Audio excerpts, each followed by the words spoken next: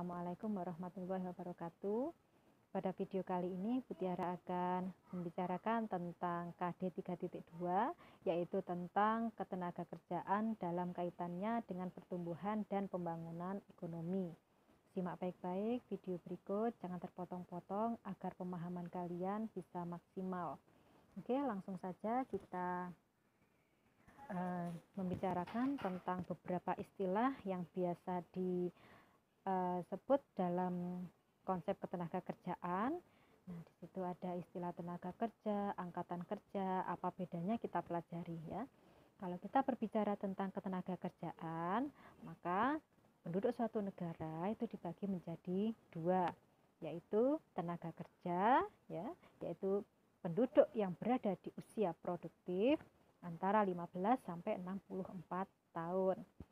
Jadi kalau kalian sekarang usianya 16 atau 17 tahun masuk di kelompok ini, kalian adalah kelompok tenaga kerja. Yang kedua, bukan tenaga kerja, yaitu penduduk yang berada di luar usia produktif, yaitu mereka yang berada di bawah 15 tahun atau di atas 64 tahun. Jadi kalau kalian misalnya ya, contohnya kalian punya adik balita berada di bawah 15 tahun toh. Nah, maka adikmu ini termasuk bukan tenaga kerja. Dianggap masih belum mampu untuk bekerja. Atau kalian punya kakek atau nenek ya yang usianya lebih dari 64 tahun. Maka beliau-beliau ini sudah dianggap tidak mampu lagi bekerja sehingga usianya tidak lagi produktif. Nah, kemudian untuk tenaga kerja sendiri dibagi menjadi dua, yaitu angkatan kerja dan bukan angkatan kerja. Siapa angkatan kerja itu? Yaitu penduduk usia produktif yang sudah mendapatkan pekerjaan dan penduduk usia produktif yang belum mendapatkan pekerjaan atau istilahnya pengangguran.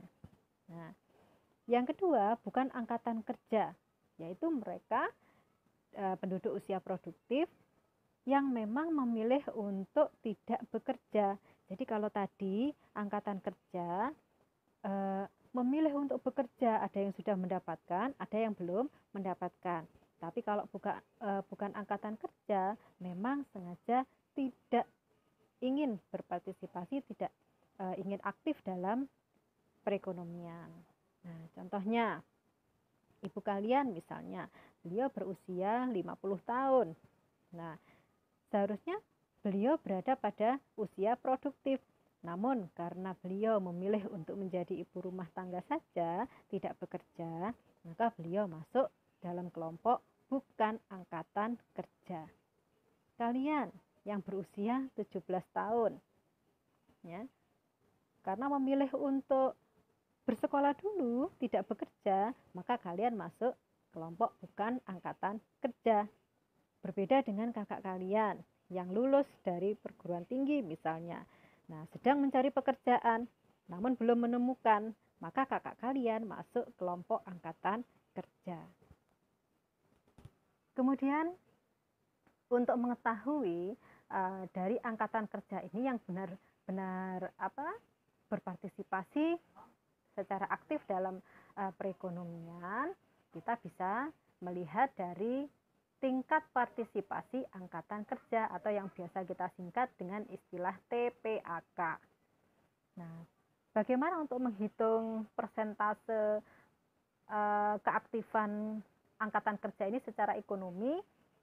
Nah, rumusnya jumlah angkatan kerja dibagi jumlah penduduk usia produktif dikali 100%. Semakin tinggi TPAK, maka semakin tinggi pula pasokan tenaga kerja yang tersedia untuk memproduksi barang dan jasa. Nah, oleh sebab itu, jika TPAK ini tinggi, artinya pasokan tenaga kerja ini jumlahnya banyak, maka konsekuensinya kesempatan kerja atau lapangan pekerjaan harus tersedia secara luas untuk menampung tenaga kerja agar siap untuk bekerja atau aktif dalam perekonomian. Kemudian berikutnya jenis-jenis tenaga kerja. Nah, kalau kita melihat dari kemampuan dari tenaga kerjanya dibagi menjadi 3. Yang pertama, tenaga kerja terdidik, yaitu tenaga kerja ini untuk bekerja perlu menempuh pendidikan formal terlebih dahulu. Misal, seorang guru, dokter, pengacara, dan lain sebagainya. Nanti bisa kalian cari contoh yang lain ya.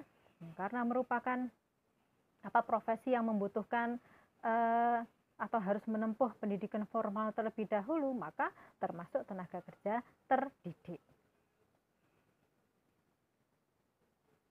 Yang kedua, yaitu tenaga kerja terampil. Kalau tadi terdidik ya, yang pertama, yang kedua terampil, yaitu tenaga kerja yang hanya perlu pelatihan atau kursus atau pengalaman kerja sudah bisa bekerja.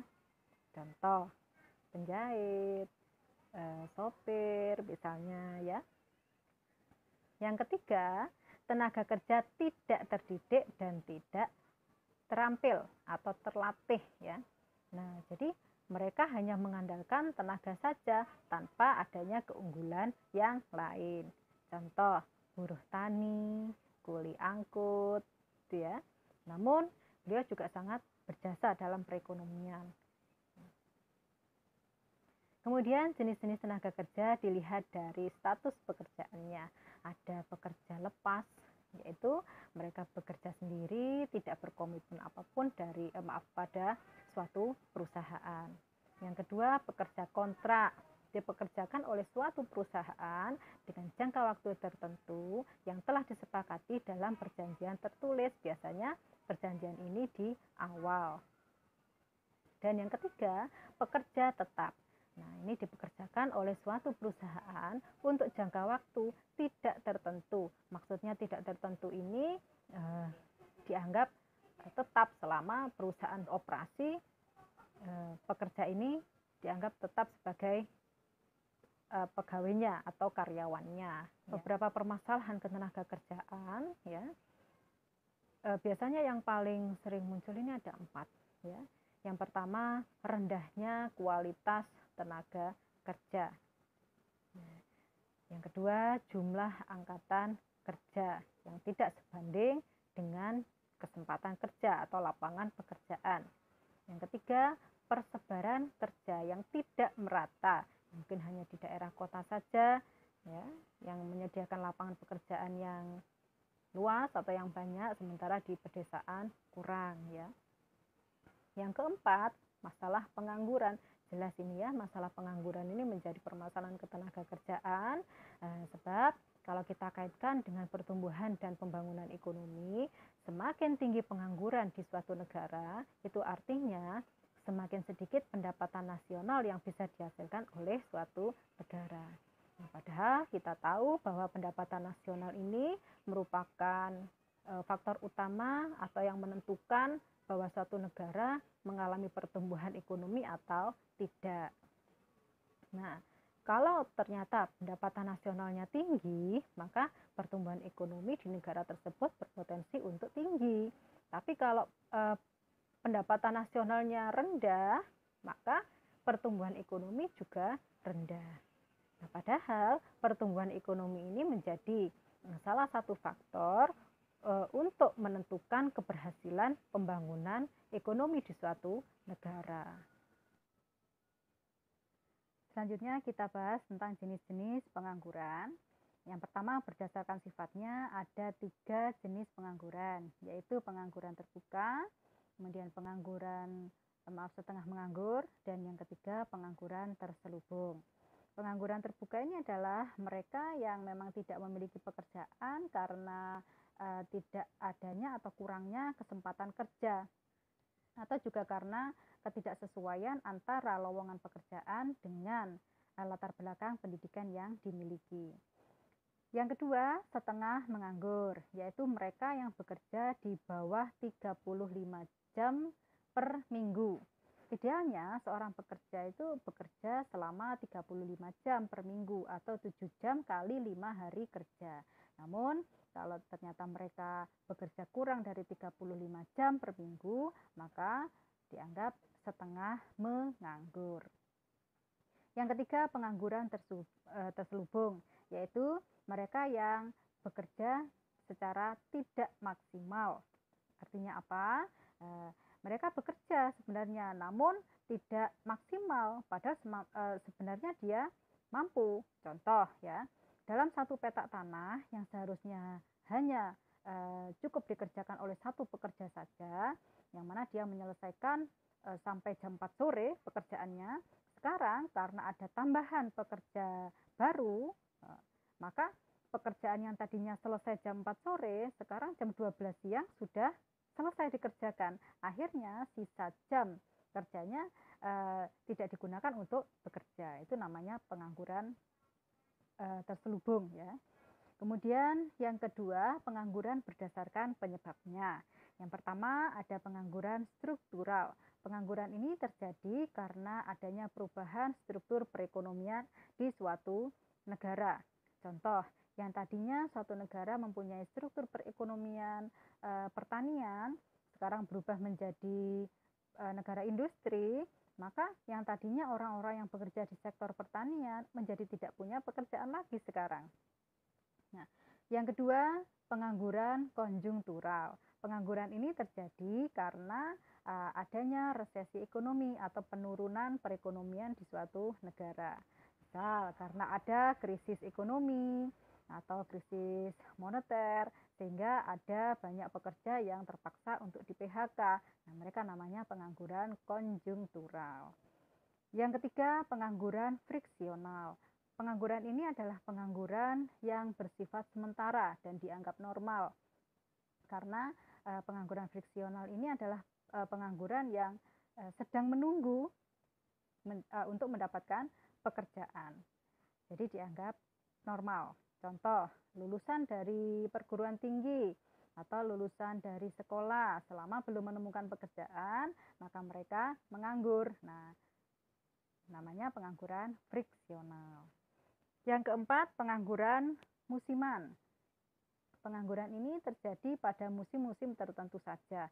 Misal, seorang petani pada musim penghujan dia bekerja, tetapi kalau pada musim kemarau tidak ada yang bisa dia kerjakan, maka selama musim kemarau dia menjadi pengangguran musiman. Yang kelima, pengangguran teknologi. Pengangguran ini terjadi karena adanya kemajuan teknologi, sehingga pekerjaan manusia yang tadinya dilakukan secara manual sekarang digantikan oleh teknologi. Contoh, yang tadinya menggunakan manusia sekarang menggunakan mesin, menggunakan robot, menggunakan komputer. Ya. Yang terakhir, pengangguran sukarela. Nah, pengangguran ini memang secara sukarela memilih untuk tidak bekerja karena menganggap bahwa mungkin dia akan mendapatkan pekerjaan yang lebih baik setelahnya ya, atau di waktu yang lain. Nah, jadi untuk sekarang dia memilih untuk tidak bekerja. Oke. Nah, marilah nanti kita akan mendiskusikan bagaimana sih upaya yang dilakukan pemerintah di Indonesia dalam rangka untuk mengatasi pengangguran agar tujuan pembangunan ekonomi bisa tercapai. Nanti kita ketemu di grup WA ya. Nah, di sini secara umum kita simpulkan ada beberapa upaya untuk mengatasi pengangguran. Yang pertama tentu saja membuka lapangan pekerjaan seluas-luasnya agar tenaga kerja bisa ditampung.